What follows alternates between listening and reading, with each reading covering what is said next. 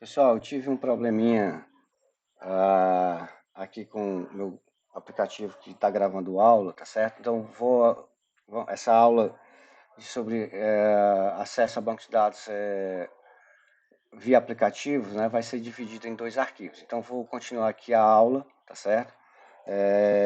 A partir no arquivo anterior, na aula, não seria a aula anterior, mas no arquivo anterior, a gente tinha visto já esse slide.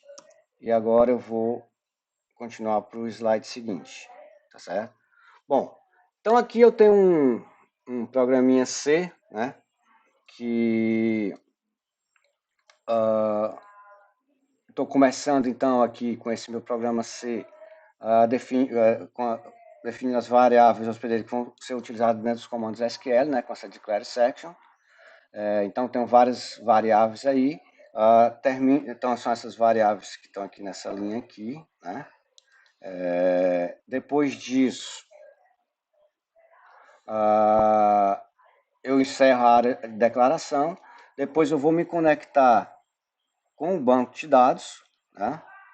Depois eu vou declarar uma variável do tipo cursor. Né? Essa variável cursor vai se denominar C1, tá certo? Esse cursor está definido para essa consulta aqui, tá certo? Eu vou permitir nesse cursor a alteração do atributo preço de venda. Então, na consulta eu retorno dois atributos, o código do item e o preço de venda, tá certo? Bom, mas eu posso alterar só o preço de venda, eu não posso alterar o código do item. Então, o próprio aplicativo não vai deixar eu executar essa atualização, tá certo? Só se for atualização sobre o preço de venda. Bom, aí depois disso, eu abro o cursor, né? Estou aqui dando um Open C1. Eu estou fazendo uma marcação que eu vou iniciar uma transação, isso a gente vai ver mais em SGBD, porque como eu vou trabalhar com atualização, a gente precisa se preocupar com o controle de concorrência e recuperação no caso de falhas, né? Da execução da transação, por exemplo. Então, eu estou especificando isso, estou dizendo qual é o nível de isolamento da transação, então não se preocupem com isso agora, porque isso a gente vai ver em SGBD. O que interessa aqui é que nesse comando aqui eu estou o quê? Acessando a primeira tupla do cursor, tá certo? Que é o primeiro fetch next que eu estou executando. E o resultado, né? Os atributos, o conteúdo do atributo código item, né? E preço de venda estão sendo atribuídos a quem? A COD, a variável hospedeira COD, que está definida na declare section, né? Especificada, declarada na declare section, né?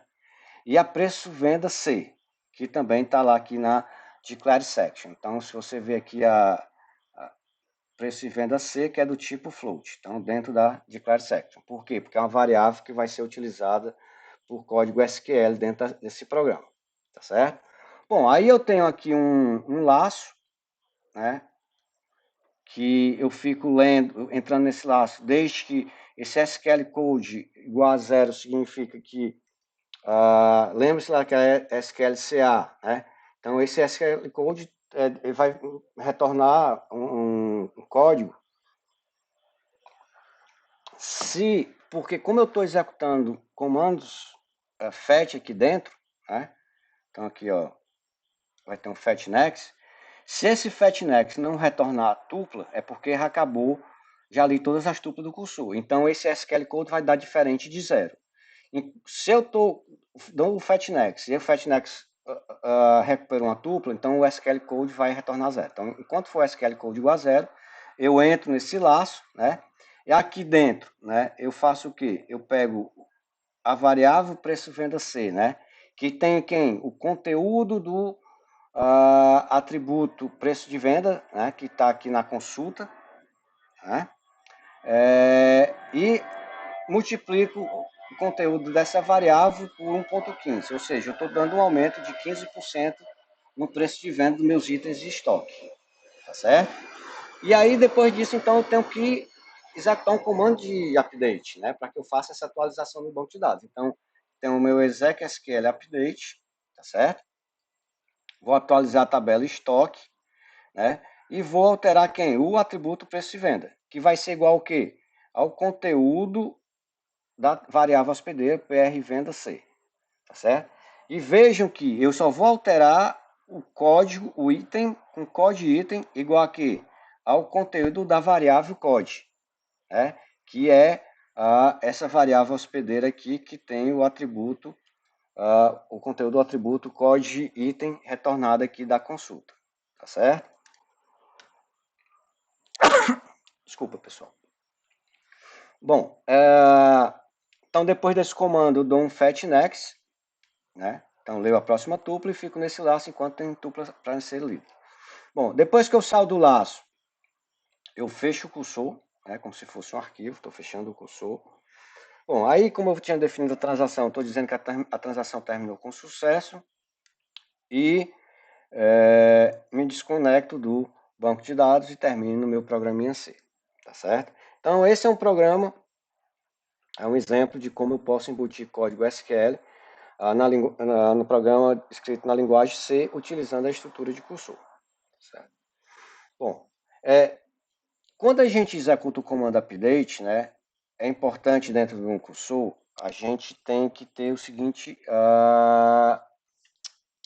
conhecimento. Existe o update que a gente chama de pesquisado, ou seja, eu vou dar um update, né, numa tupla na tabela, desde um determinado predicado seja satisfeito. Foi o que aconteceu aqui nessa consulta anterior, né, que eu estou fazendo um update, né, do item que tem código item igual à variável hospedeira code, tá certo? Então, por isso que esse update é do tipo pesquisado, tá certo? Mas eu posso ter também o update posicionado, né? Que ao invés de eu botar um predicado para localizar uma tupla específica da minha tabela, para atualizar algumas tuplas, eu posso dizer o seguinte, ó, atualize a tupla da tabela, né, correspondente à posição, à tupla que eu estou acessando agora no cursor. Então, eu coloco where current of nome cursor, tá certo? Então, nesse update posicionado, eu vou alterar a tupla corrente, ou seja, eu estou lendo uma tupla lá, um determinado código, referente a um código de item lá, mas existe o sistema de gerenciador de banco de dados sabe o quê? Que aquela tupla corresponde a uma determinada tupla na tabela estoque. E ele vai fazer exatamente a atualização dessa tupla, tá certo? Bom, para usar esse update posicionado, tá certo? O nome da tabela da cláusula update, né, e o nome da tabela em declare cursor devem ser os mesmos. Então essa observação aqui é importante para que eu consiga executar um update posicionado. Bom, existe também, quando eu estou trabalhando com SQL embutido, o conceito que a gente chama de SQL dinâmico. Porque como vocês viram aqui nesse exemplo aqui, tá certo? A minha consulta já está especificada quando eu declaro o cursor, tá certo? Mas eu posso precisar, por exemplo, de que o usuário passe, tá certo? Um parâmetro que eu preciso usar dentro da consulta, certo? Então, como até agora a gente viu, a consulta ao banco de dados são construídas em tempo de desenvolvimento do aplicativo, certo? Elas já vão estar definidas em tempo de compilação, tá certo? Então, o que eu quero agora é ter uma possibilidade de construir consultas em tempo de execução, tá certo? Então, a ideia é como se fosse construir uma consulta SQL na forma de string e montar uma consulta, né, em tempo de execução através da concatenação de vários strings, né? Então, isso é o que a gente vai chamar, que a gente chama de SQL dinâmico, tá certo? Então, aqui eu tenho um exemplo de um código com SQL dinâmico, né? Então aqui vocês vejam que eu defini uma variável C, não é uma variável que eu vou usar necessária no comando SQL, então é uma consulta, é uma variável C, né? Do tipo char, tá certo? E eu já atribuo esse valor para ela, tá certo? Que é um string, então, e vejam que esse string ele tem uma interrogação, tá certo? Que eu quero o quê? Acessar a referência, a quantidade de estoque, o preço de venda, né, da tabela estoque, desde que o código do item seja igual a um código que eu vou passar, que o usuário vai passar. E eu vou construir essa consulta dinamicamente, tá certo? Bom, então aqui eu tenho a declare section, né, define as variáveis hospedeiras que vão ser utilizadas dentro do meu código SQL, tá certo? E tenho aqui a conexão ao banco, né? exec_sql connect, né? E aí tem aqui um comando que é o exec_sql prepare, tá certo? Então o que é que eu estou fazendo? Eu digo o seguinte com esse comando: a partir dessa variável aqui, consulta, tá certo? Que é uma variável que eu defini aqui, né? Não é uma variável que eu botei na declare section, tá certo? Eu vou o quê? Atribuir a essa variável exec consulta, tá certo? E aí, o que é que vai acontecer? Quando eu mandar, eu der o comando exec consulta from using, desculpa, code item, significa o quê? Que nesse laço aqui, ó, vocês vejam que nesse laço eu estou pedindo ao usuário para ele entrar com o código do item. E aí, com esse fscan aqui, desculpa, tá certo? Então, quando eu tenho esse comando, exec_sql, execute, né? Exec consulta e usem, então, ele vai pegar o quê? Essa variável consulta, o string dela. Onde tiver interrogação, se eu tivesse várias interrogações, eu podia passar vários parâmetros aqui, tá certo? Então, ele vai substituir esse parâmetro, a interrogação, pelo conteúdo da variável code item int, tá certo? E depois vai mostrar na tela a quantidade de estoque, né? O nome do item, a quantidade de estoque e o preço, tá certo? Na tela. Então, essa é a ideia com esse printf. Bom, eu também posso definir cursor, né?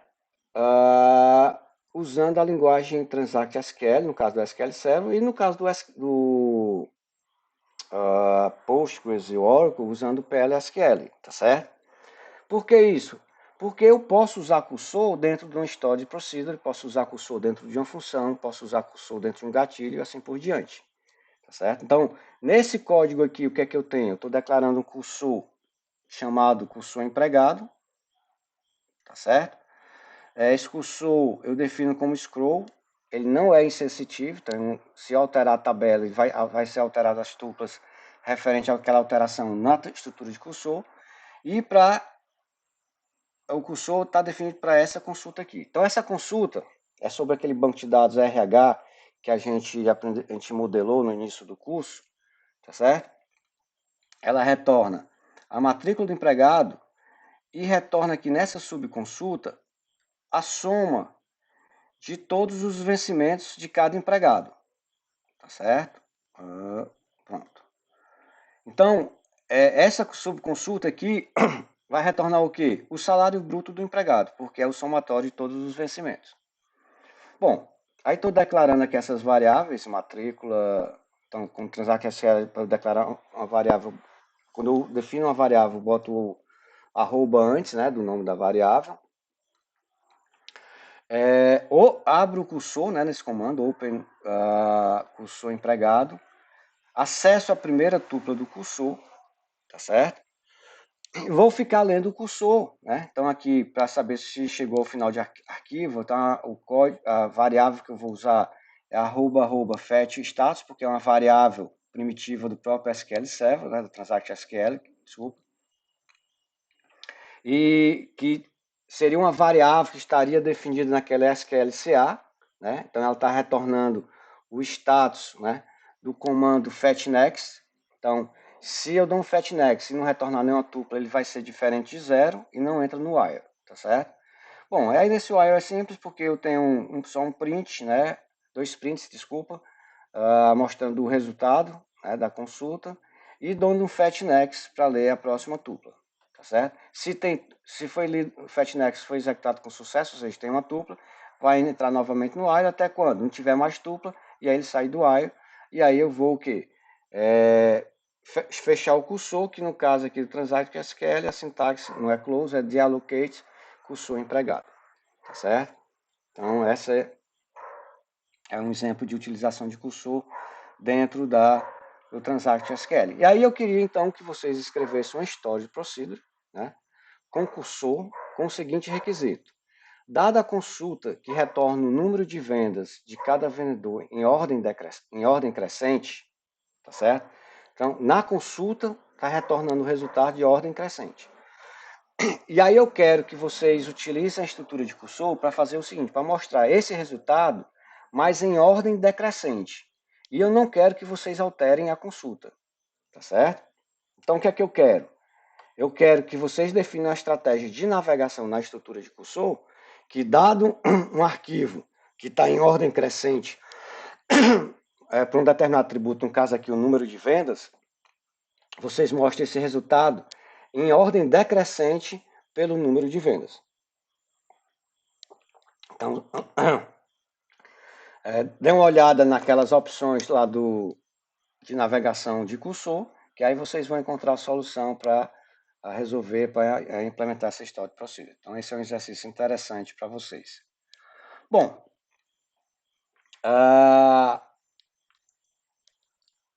o grande problema quando a gente usa SQL embutido, tá certo? É que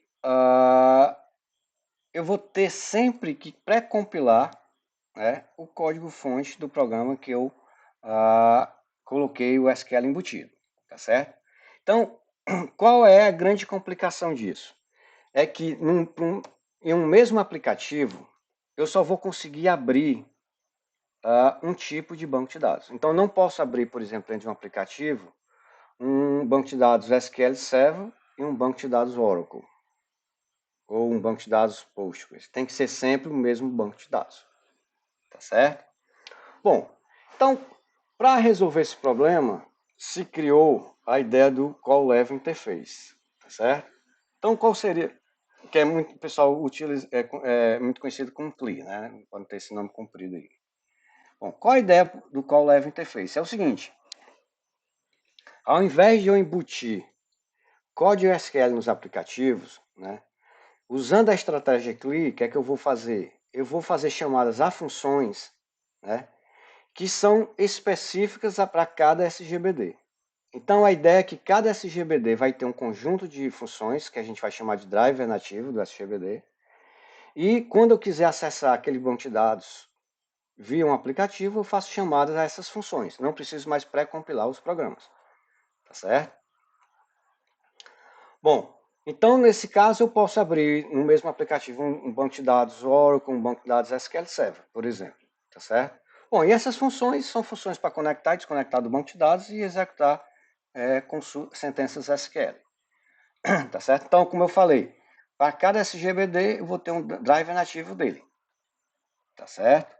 Então, se eu quero fazer um programa que vai acessar o Oracle, um banco de dados Oracle, um banco de dados SQL Server, um banco de dados Postgres, o programador vai ter que conhecer todas as funções de cada drive nativo desses SGBDs, tá certo? Que isso torna o processo de desenvolvimento um processo extremamente complexo, né?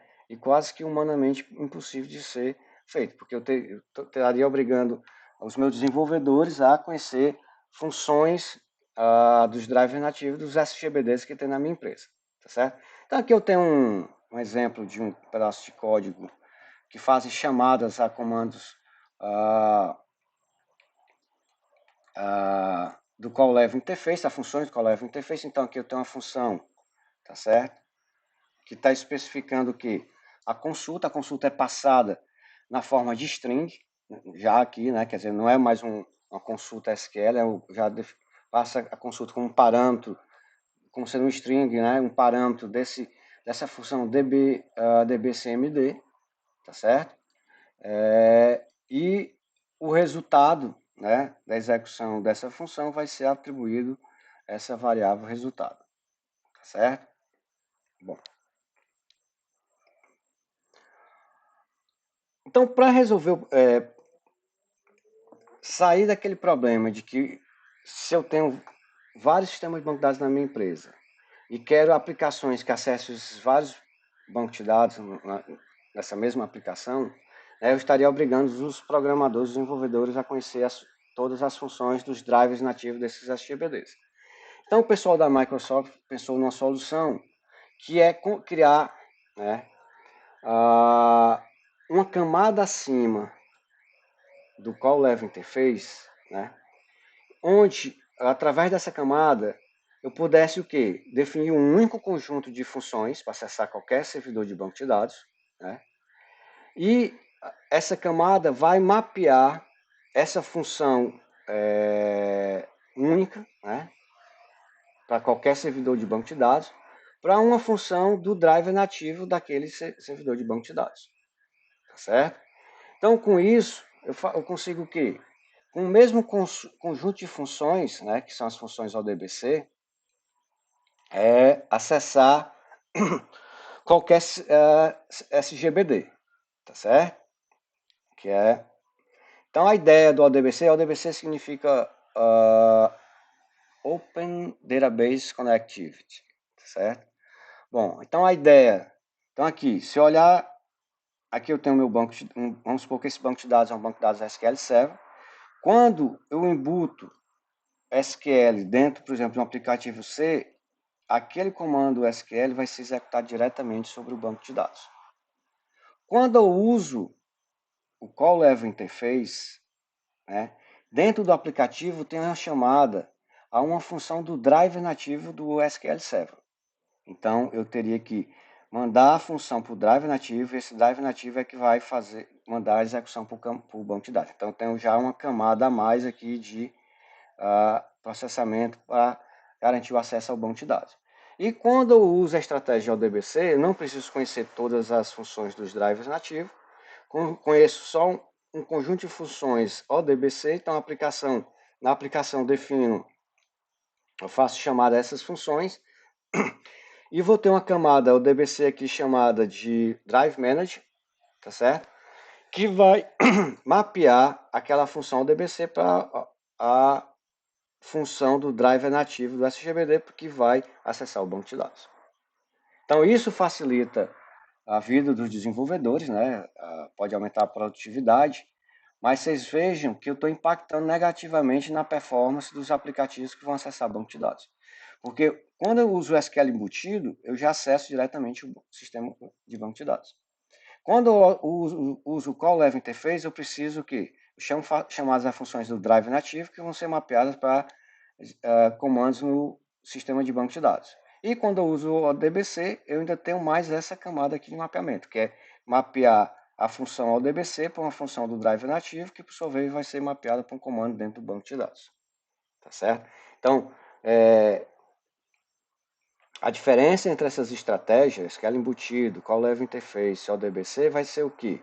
Performance e produtividade no desenvolvimento de aplicações. Bom, quando surgiu a linguagem Java,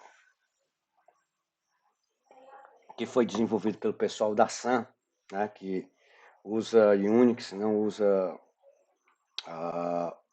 nada da Microsoft, Windows e tal, eles pensaram o seguinte: a gente vai criar a nossa própria camada de conectividade com o banco de dados da linguagem Java com o banco de dados, não usando mais o JDBC, mas o que eles chamaram de JDBC. Mas a ideia que está por trás é semelhante à do ODBC. Só que agora, né, as funções JDBC são funções, são métodos, né, que eu posso chamar, né, dentro de programas Java. E aí esses métodos, né, vão ter que ser mapeados aqui pelo esse JDBC Drive Manager para funções dos drivers nativos dos diversos SGBDs, tá certo? Bom, mas eles tinham um problema que era o seguinte, bom, existe muitos sistemas legados que usam JDBC, ou ODBC, desculpa, mas eu quero que acessar esses bancos de dados que estão lá garantindo sua conectividade via ODBC através de uma camada JDBC. Então foi pensado pelo pessoal da Sun esse ODBC Bridge, onde a ideia é o quê? Eu tenho a minha camada JDBC, tá certo? Que vai ser mapeada para funções ODBC, tá certo? E essas funções ODBC, né, vão ser mapeadas pelo ODBC Drive Manager para quê? Para as funções do driver nativo do sistema de banco de dados. Então vocês vejam que é só impactando negativamente na performance dos aplicativos quando forem acessar o banco de dados, porque tem essas várias camadas aí de mapeamentos, tá certo? Bom, se eu quero usar o ODBC Bridge, tá certo? Eu tenho que definir o driver, né, o DBC Bridge, e esse driver aqui é o driver JDBC, tá certo? Bom, eu vou mostrar para vocês aqui um exemplo de como eu acesso um programa usando JDBC, né, programa Java usando JDBC, tá certo? Que é o mais comum. E vocês vão ver que é extremamente simples e funciona como se fosse uma receita de bolo. Vocês vão aplicar para qualquer programa, porque o mais importante é a lógica do programa, não a forma como vocês vão acessar. Então, antigamente eu tinha que dizer, tinha que invocar um método que carregava o driver JDBC no aplicativo. Isso não é mais necessário, né? Então, quando você for desenvolver um aplicativo Java que vai acessar o banco de dados via JDBC, né, você não precisa mais carregar o driver, tá certo? Ele é carregado automaticamente. Bom, e aí para eu me conectar no banco de dados, né, eu vou criar aqui, por exemplo, essa variável URL, naturalmente vocês botam o nome que vocês quiserem, variável do tipo string, tá certo? E aí eu passo parâmetros dentro desse string, tá certo? Para eu para especificar qual banco de dados vai ser acessado, qual o tipo de banco de dados, né, que eu vou acessar, qual é o servidor, né, qual a porta que ele está ouvindo, qual é o banco de dados, tá certo? Que é esse aqui, ó, a gente vai acessar o lojas, a gente vai usar um JDBC para ele, esse aqui, o JDBC é o SQL Server, isso é para ele saber que eu vou estar usando o SQL Server, né? E quando ele for fazer o mapeamento para o driver nativo, ele vai saber que vai fazer para o driver nativo do SQL Server. Tá certo? E aí, quando eu vou... Quando eu vou me conectar ao banco de dados, né? Basta eu executar, chamar esse método drive manager .getConnection, né? Passando o que? A variável URL, né, que a gente definiu naquele string ali, em cima, o nome do usuário e a password, tá certo? Bom, quando eu defini a variável URL, então eu identifiquei que eu vou estar utilizando o SQL Server, né? Estou dizendo quem é o servidor do SQL Server, que aqui eu estou colocando localhost, mas se eu tiver vários servidores na minha máquina, você tem que identificar qual é o nome do servidor que você vai estar querendo acessar, tá certo? Você tem que dizer qual é a porta que ele está ouvindo, tá certo? O nome do banco de dados e eu passei aqui também qual é o protocolo de comunicação de um cliente desse tipo esse sistema banco de dados, no caso aqui o SQL Server, do cliente SQL Server com o servidor SQL Server. Então, o protocolo de comunicação do SQL Server é esse TDS 8.0, tá certo? Bom, então, como eu disse, a porta default do SQL Server 14 é a 1433, e o protocolo utilizado pelo SQL Server para se comunicar com clientes SQL Server, como eu comentei há pouco, tá certo? É o TDS igual ao 8.0, tá certo? Bom, aí depois eu vou definir aqui as características do meu result set, por quê? Porque o result set vai funcionar como cursor. Então, o resultado da consulta vai para onde? Vai para o result set, tá certo? Então, eu estou dizendo que o meu result set aqui é scroll, tá certo? E ele é insensitivo. Então, aqui eu estou dizendo que ele é insensitivo. E estou dizendo que eu posso atualizar tuplas através do meu cursor, tá certo? Aí, aqui, eu faço o quê?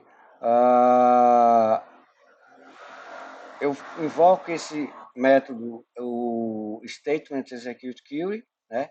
Que eu passo como parâmetro o método quem? A consulta. Vocês estão vendo aqui que é um string, né? Então, eu chamo esse método que passo como parâmetro para ele a consulta. Bom, e aí eu instancio, quando esse método é executado, esse objeto da interface result set, né, que é o objeto RS, e aí eu posso ficar aplicando métodos, né, a esse objeto RS, tá certo? Então aqui ele está, esse rs.next, o método next funciona como sendo fetchNext, tá certo? Aí aqui eu estou definindo, né, como é que eu vou formatar minha saída, tá certo? Na tela, tá certo? Aqui eu fecho o meu cursor, o método para fechar o cursor e o método para fechar a conexão com o banco de dados, tá certo? Então, o Result Set, como comentei, é uma interface Java, que contém um resultado da consulta, e tem funcionalidade semelhante à de um cursor, tá certo? Então, os métodos que a gente pode aplicar a um objeto de Result Set, tá certo? Vocês podem encontrar nesse endereço aqui, tá certo? Está muito bem documentado lá. Então, são semelhantes àqueles que a gente viu em cursor, mas aí é bom vocês darem uma olhada para ver como é que é a sintaxe lá de invocação dos métodos, né? Tem esse tutorial interessante aqui para o Postgres, né? De como utilizar a JDBC no Postgres, tá certo? Inclusive dicas de a performance e tudo mais. E tem a documentação, né? Esse tutorial vai ensinar coisas interessantes, mas a documentação de JDBC para o Postgres, que é semelhante com o Oracle também, vocês podem encontrar nesse endereço aqui. Com relação ao Oracle, o Oracle tem uma vantagem que ele implementa também o SQLJ, né, que é embutido dentro do Java comandos SQL, tá certo? Então, vocês podem pesquisar também sobre essa ideia do SQLJ.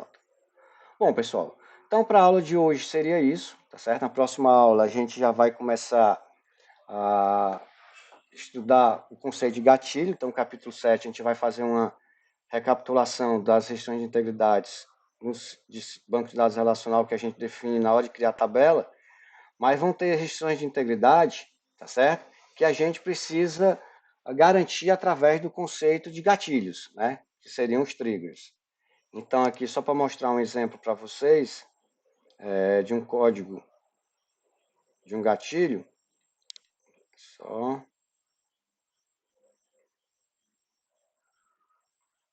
Pronto. Então, aqui, ó. Então, eu estou criando esse gatilho TR1, né? Que vai ser disparado para eventos sobre a tabela vendedores. E que eventos seriam isso? Um insert e um update. Então, sempre que houver um insert ou um update de tuplas em vendedores, esse gatilho vai ser disparado E esse código aqui, né, vai ser executado, né? Bom, então, nesse gatilho, o que é que eu estou garantindo, né? Se eu inserir um novo, inserir ou atualizar o salário de um vendedor, tá certo? E esse salário for menor do que 1.000, ele vai dar uma mensagem de erro, dizer que é salário inválido, e vai desfazer aquela operação, né? Ele vai dar um rollback transaction.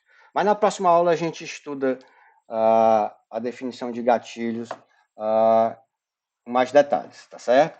É só lembrando que essa aula corresponde a 2 vídeos, né, que eu vou postar no YouTube, tá certo? Porque houve um problema na gravação da primeira parte, mas eu vou deixar avisado lá na mensagem no Siga, tá certo? E vou dar essa indicação também lá no YouTube, tá certo, pessoal? Então, até a próxima aula e cuidem-se.